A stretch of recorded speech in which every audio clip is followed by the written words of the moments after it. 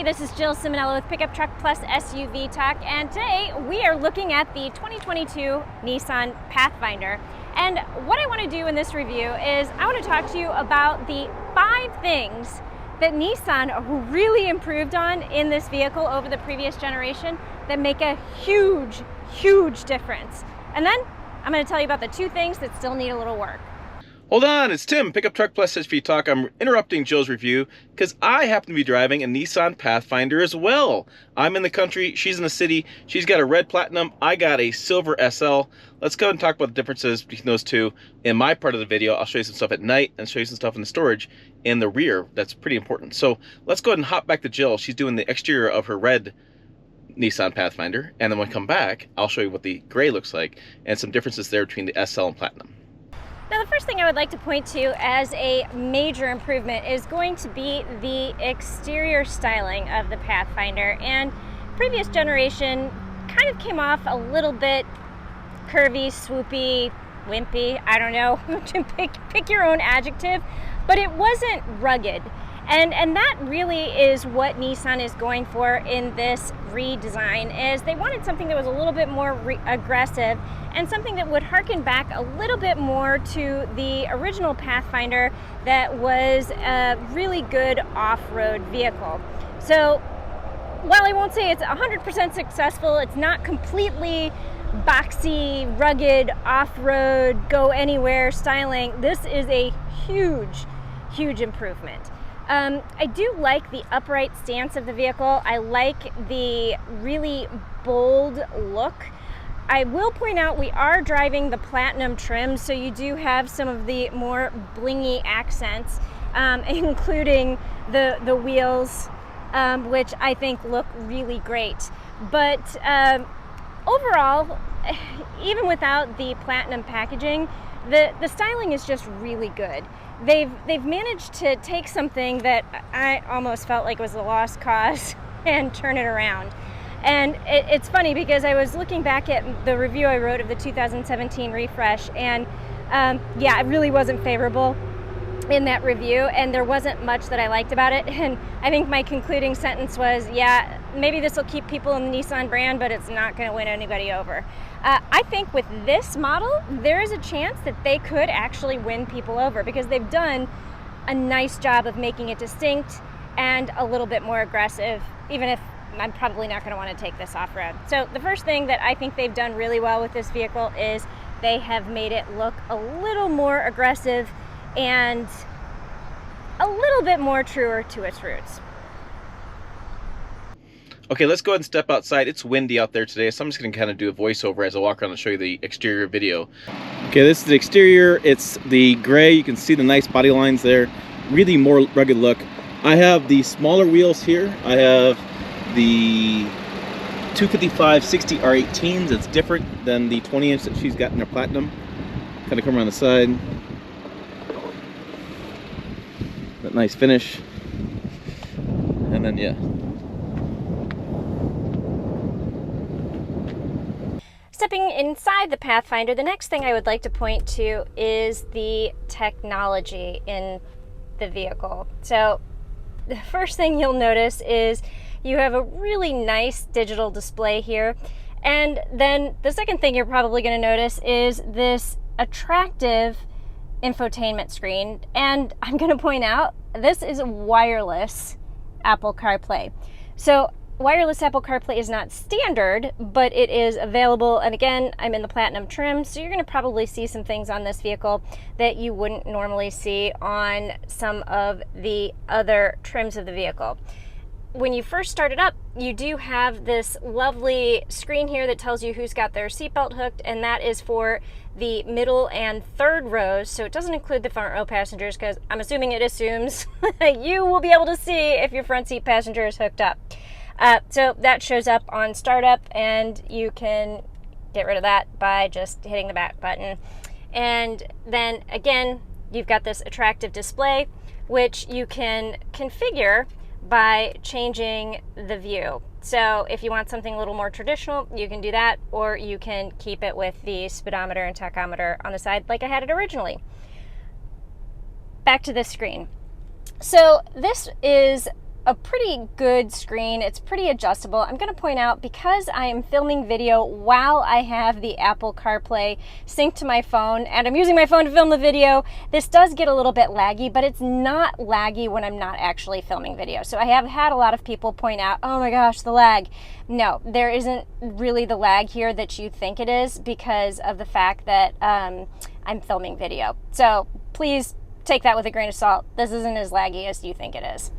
All right, so then you have your menu screen here, which you can configure with different apps, and you can swipe through some of those screens, and you'll notice the lag got a lot less as soon as I switched off of my Apple CarPlay, because that's not running through my phone right here. So I like that. I like how it looks. I know there will be some people who will point to the black lacquer and the reflection and all of that, but I think it looks good. And while you can see a reflection here while I'm filming, I'm going to tell you, from the driver's seat, you do not notice that reflection. It doesn't look as reflective as it does on the screen right now. So, okay, back to technology. You have your dual automatic climate control, which, again, marriage saver in my household, because I typically like mine a little bit warmer and my husband always puts it on low. You have heated and cooled seats, which again is another really great feature. And in terms of driving position and things like that, you have memory settings for your driving position. So if you have two drivers in your household, also a really, really nice feature. Again, because this is the Platinum trim, you're also going to get this very nice and attractive panoramic moonroof. And you have wireless charging in addition to the wireless Apple CarPlay and Android Auto. Also, you have both a USB-A and a USB-C port. That USB-C port there on the left is becoming much more important because more phones are adapting to that technology. Okay, if you're not using your phone to film, it kind of goes to these menu prompts pretty decent. It's not as fast as you want it to be. And one thing I noticed was when wireless CarPlay is going on, you have to actually go to audio, and then you have to select your source once you're inside audio. So it's a little irritating there in that I have to go in there and select what source I want if I'm in Bluetooth. I just had to know that as far as CarPlay, and that's going on there as far as what that system works. But it moves pretty decent, so I'm not that concerned with it. And one of the best things I like that Jill didn't point out was a little cell phone holder here. These are just critical. Every vehicle you get into, you want to know where you're going to put your phone. So I don't have a wireless charger in this because I have the SL, but I have this handy dandy slot, and I don't use a cup holder by having my phone in the vehicle. I also have some drive modes here. I have Eco, Snow, I have some off-road drive modes. This changes the way the four-wheel drive system works, and also changes the way the transmission and the responsiveness to steering stuff to make you have a much smoother driving experience on those conditions. And a lot of times when you change that, you see the connector up here, you can kind of go through the different Auto, Eco Sport, excuse me, Snow, Mud Rut, Sand, and then when you select that, things happen, things change. It turns on different features, and as you go through different things. So leave that in auto. Now, real quick, worth mentioning, heated seats, heated steering wheel, no ventilated seats, but you do have the his and her, or the dual zone climate control. So there's some changes there with the SL versus the Platinum. Different kind of seat texture here, but yeah, just some differences there. You still get heated seats, heated steering wheel though. That is very important. Another big improvement is going to be the fact that Nissan now includes its Safety Shield 360 as standard on the Pathfinder. So that's going to include things like lane keep assist, automatic emergency braking in front and rear, as well as your automatic high beams. Now, because again, this is more up-level trim, you also have Nissan's Pro Pilot Assist system available on this, and that will then include adaptive cruise control, so you can set that and it will set your speed, but it will also modulate your speed to make sure that if somebody comes in front of you and is going slower, it'll slow the vehicle down. So it also includes that, as well as your lane centering technique and blind spot monitoring. So this is a level 2 system here going on, and it will keep you in your lane, modulate your speed, but you still have to keep your hands on the wheel, and if it doesn't think that you have your hands on the wheel, you'll get a little alert back here telling you, hey, put your hands on the wheel. And I will point out that when I drive with my hands up here, the wheel does not censor that as much, or it doesn't sense it as much. And so I very often, even with my hands on the wheel, get a notification to put my hands on the wheel when I'm steering up here. So it does much better if you keep your hands at the 9 and 6 position. So I'm a huge fan of the safety technology, and also because of this is an up-level trim, you get a round view camera for the reverse. So in addition to showing you the trajectory that the vehicle will go, it gives you the red, yellow, green lines to show how close you are to something. And I just love that it'll show you the backup as well as the complete view. I will also point out, first off, this reflection is really bad on my camera, but it's not bad when you're looking at it as from the driver's perspective. I'm seeing more for reflection on the camera than I am actually on the screen. So let me clear that up for a hot minute. But what I want to say is this is really clear. This looks very good, and it also shows up well at night. So very often you'll have a backup camera that gets really dim and dingy when you back up into a dark garage, and that is not the case. This is just as bright at night as it is during the day, and that is also a huge win, you know, not only in the technology arena, but this safety tech arena as well. Let's check this out at night. So, remote start. There's some lights. Let's check out some more on the interior at night. Some ambient lighting going on. Music that YouTube will ding me on. Let's close the lights. I'm gonna push brake to start. Just right there. There is your interior at night. Everything's illuminated, so this is nice. This is better. I've driven the Armada, doesn't do this. This is much better. I mean, lit up there. There's the big shifter that's illuminated. This is kind of a nice shifter, by the way, too. Lights there. So let's check out the exterior lights. I have the nice, Pathfinder spelled out there, right? So that's kind of cool. Check out these lights. There you go. There is the front lights. Daytime running light there. Kind of nice, look. Check out the back.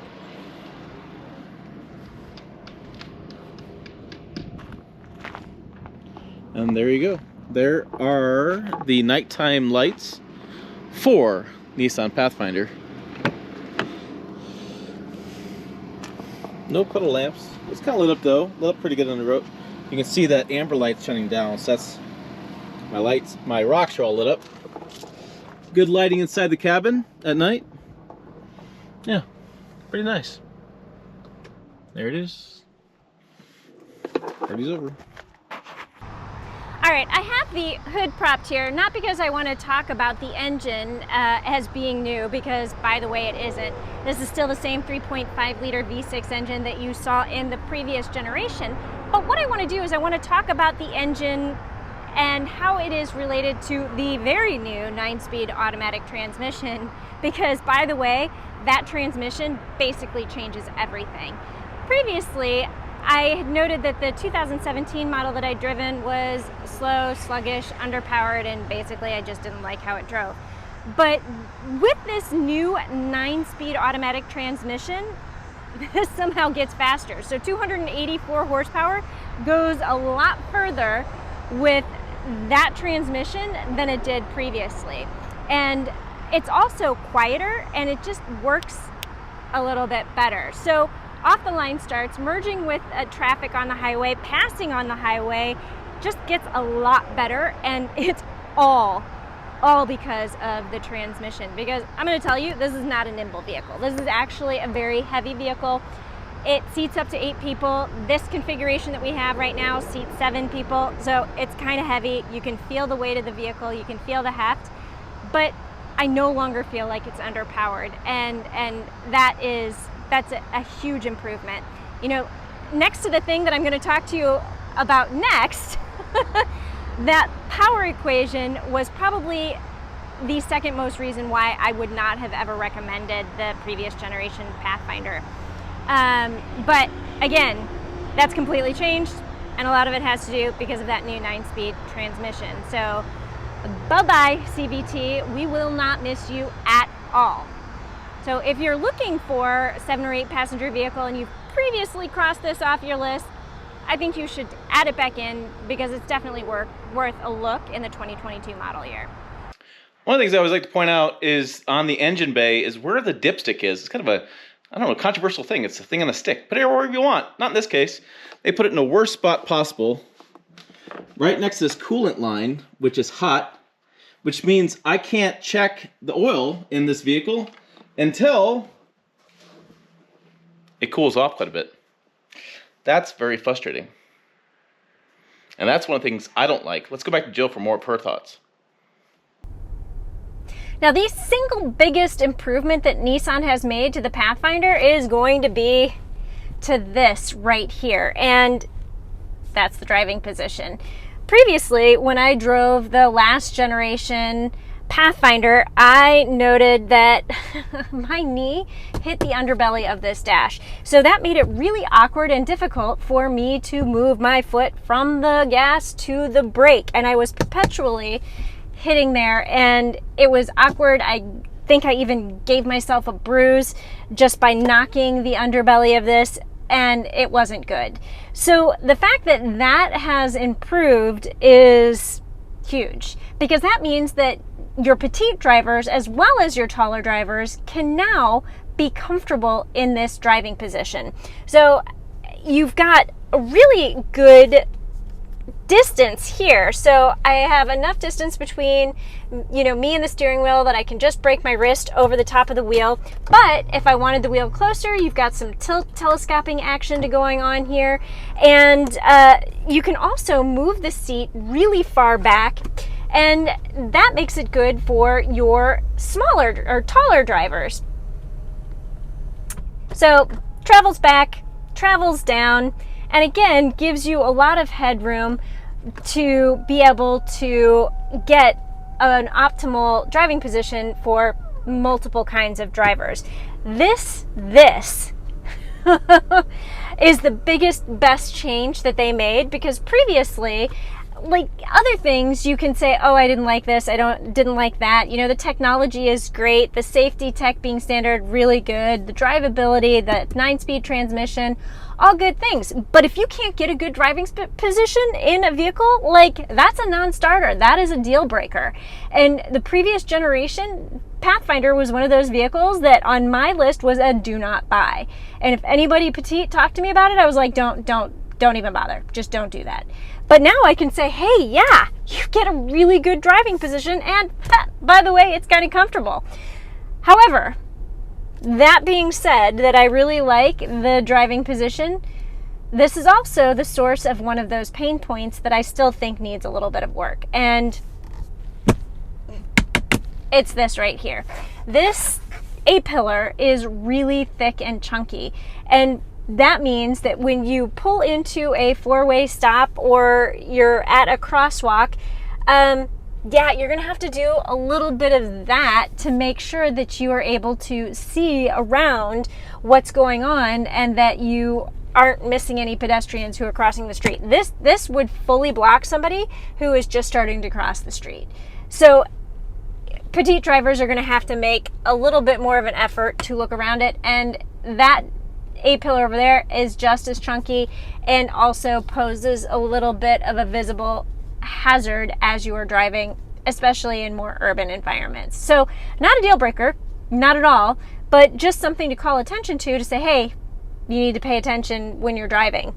And along those lines, this kind of falls into that same category because that side mirror is also not in an ideal situation. It's a little bit too high, and that combined with the A-pillar just creates this black hole of a blind spot that is a little bit tough to see around and is going to require just a little bit of extra caution.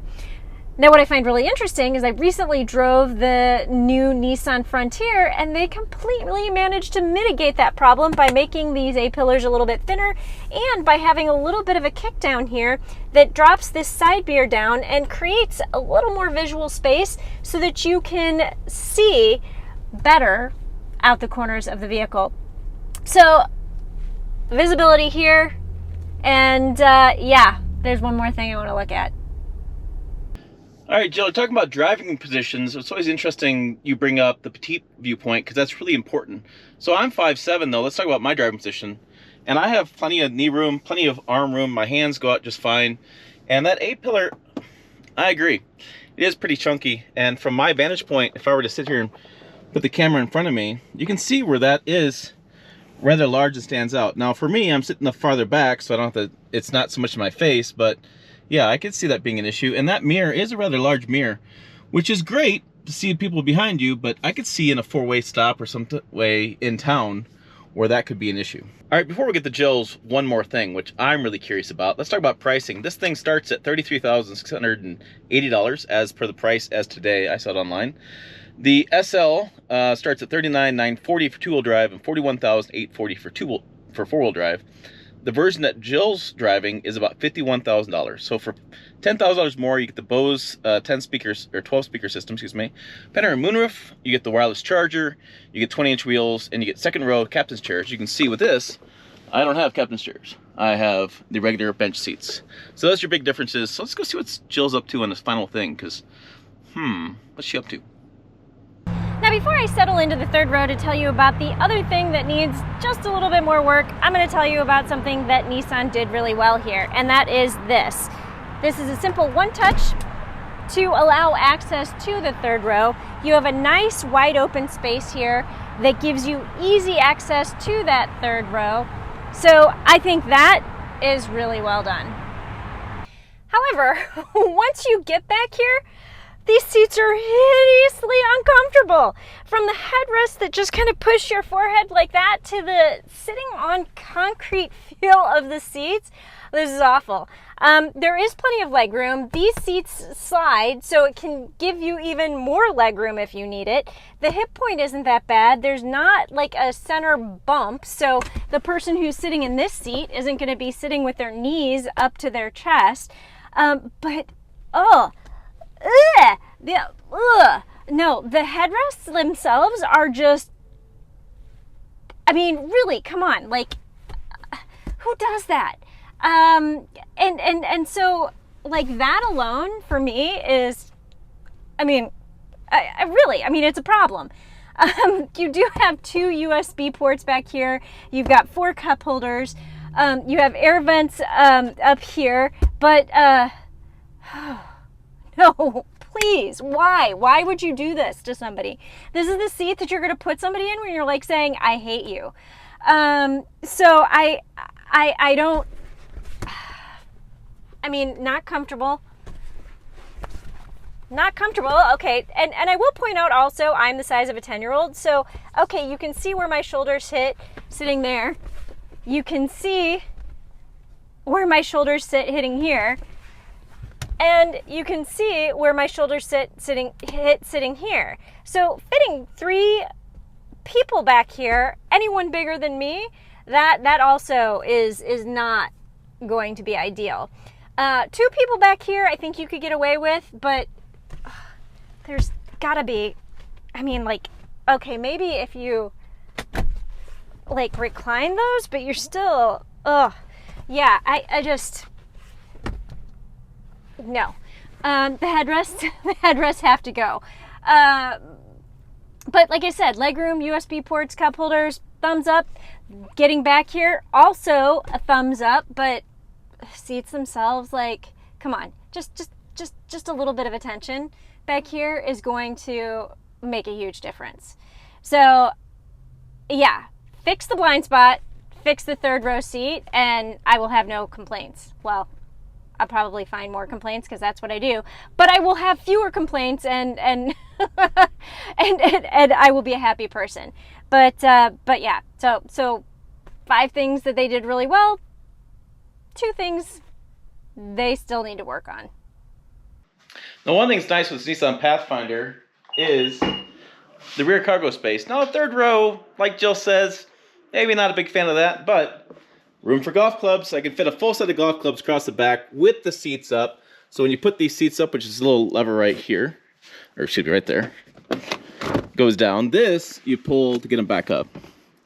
But when they're down, you got a lot of storage space back there. I can fit several sets of golf clubs, groceries, luggage, rollerboards, bags, roller bags, yeah, that kind of stuff. So good amount of storage back here. It is now time for me to wrap up this review, and what I want to say is that Nissan has done a really nice job bringing the Nissan Pathfinder along. In addition to making the power equation better by replacing that CVT with a 9-speed automatic, it looks a lot better, it drives a lot better, and it's just generally better. I love the technology, I love the handling, I love the driving position, but we need a little bit of help with the visibility, and that third row seat is meh. But other than that, I think Nissan really knocked us out of the park. So really, that is all I have for you on the 2022 Nissan Pathfinder. Now, I agree with Jill. This 9-speed transmission makes a heck of a difference. Goodbye, CVT won't be missed. Now, this vehicle is supposed to get 20, 25 city highway and 22 miles per gallon combined, which is frankly just okay. You know, in this market, you can get a full-size truck that gets the same kind of fuel economy those numbers are. And so I think that in this case, Nissan has made the improvements to transmission, which is fantastic. I'd like to see a hybrid version of this and say a small displacement turbocharged version of this to get that better fuel economy, but still have that offline speed and off-the-line performance that you'd want. So I think that's where it needs to be with the future of this vehicle. On the open road, it drives just fine, steers, doesn't take much input to steer it, handles fine. I mean, it's not a sports car, it's a 3-row SUV, and so I think it does an adequate job on doing those things. You won't be going home and telling somebody that you drove this, like you say a Mazda CX-9 or something, that a really good driving experience from those types of vehicles, but this is going to be nice for a long road trip. The seats are very comfortable and it's got plenty of power. But let's go ahead and get back to Jill so she can wrap up the final thoughts on this 2022 Nissan Pathfinder. All right, that is all I have for you on the 2022 Nissan Pathfinder. Be sure to check us out on the web at pickuptrucktalk.com, and thanks for watching. I'll see you down the road.